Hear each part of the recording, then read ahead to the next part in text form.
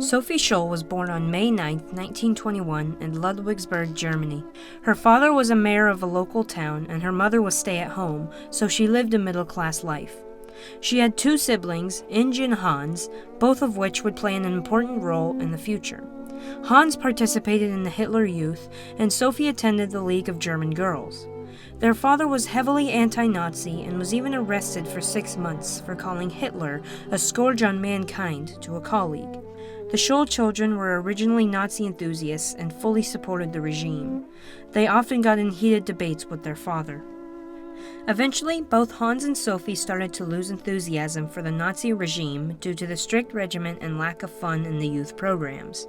Not being able to resist the party all on her own, she took a job as a kindergarten teacher as part of community service. She was a teacher for a short time before enrolling into the University of Munich in 1942. Hans enrolled prior to her entry and formed a secret anti-Nazi society with Alex Schmorl, Willy Graf, and Christoph Probst, as well as the professor of philosophy at the University of Munich named Kurt Huber. As soon as Sophie heard of what they were doing, she joined. Under Nazi rule, it was extremely difficult and risky to actively resist Hitler due to the heavy restrictions that was put on the German people at the time. Any criticism or even a jokes made toward the regiment could result in jail time or death. There were mass amounts of propaganda, and the Nazis needed to cover up what they were actually doing with fake news. It was a death wish to form a group like this, and everybody was afraid to speak their mind. The Nazis had full governmental control over all of Germany, and the territories they conquered.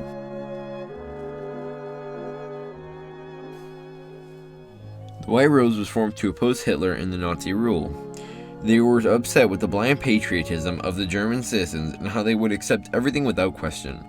They believed the Hitler Youth programs were brainwashing the German children to think in the mindset that the Nazis wanted them to. So the White Rose's solution was to manufacture leaflets and spread them around to the German people. They did this by getting small amounts of supplies that stores spread apart from each other to not arouse suspicions, wrote the messages, and made hundreds of copies by printing press. The leaflet's messages typically were jabs at Hitler and how the Nazi Party was inhumane.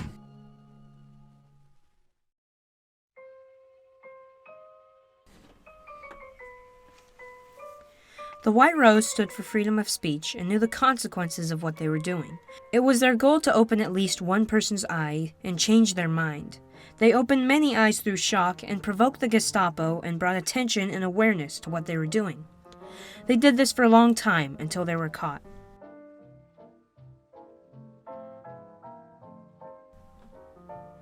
The White Rose continued this process and sent the Gestapo into a panicked frenzy. They finally got caught when Sophie and Hans were on a run to distribute the leaflets at the University of Munich during lectures. A custodian saw Sophie fling the leaflets into the air and immediately reported them to the Gestapo. They were captured and was questioned. In the People's Court, they weren't given a fair trial and were therefore sentenced to death. Sophie, Hans, and Christoph Probst were all executed by guillotine on February 22, 1943.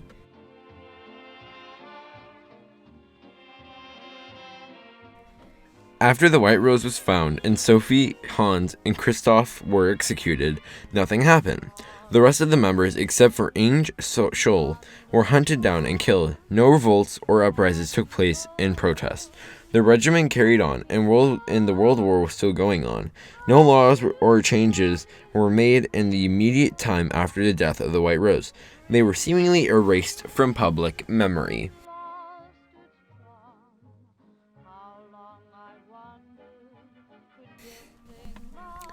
When the Nazi regiment fell in 1945 and Germany surrendered to the United Nations due to Hitler's suicide, Germany quickly got back on its feet.